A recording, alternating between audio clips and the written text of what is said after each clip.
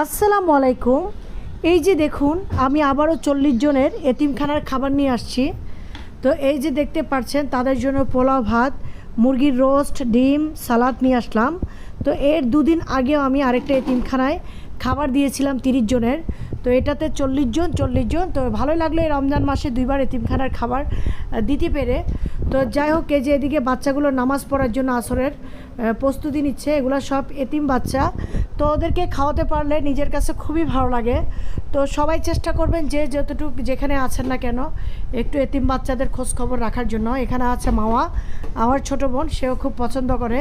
সেও নাকি কখনো এতিমখানা দেখে নাই, আমার সাথে এসে নাকি সে এতিমখানা দেখতে পেয়েছে। সে মাঝে মধ্যে খুব অ্যাপসেট হয় যে ও নাকি কখনো কিছু করতে পারলে অবশ্যই এতিম বাচ্চাদের পাশে দাঁড়াবে।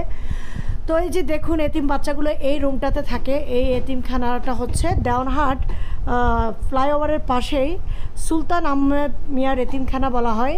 আর এর আগে যেটা দিয়েছিলাম আমি রিয়াজউদ্দিন বাজার, কি বলে, 22 মহল্লা কবরস্থানের এতিমখানা, ওইটাতে তো প্রায় সময় আমি দিই। তো সবাই আমার জন্য দোয়া করবেন। আবার মাঝে মধ্যে দেখা যায় আমার সাথে 3-4 জন ভাই বোন মিলেও শরিক হয়। যেমন এই 70 জনেরটা তো 3-4 জন ভাই বোন শেয়ার হয়েছে, শরিক হয়েছে। এই যে দেখেন, সবার জন্য দোয়া করবেন। আপনার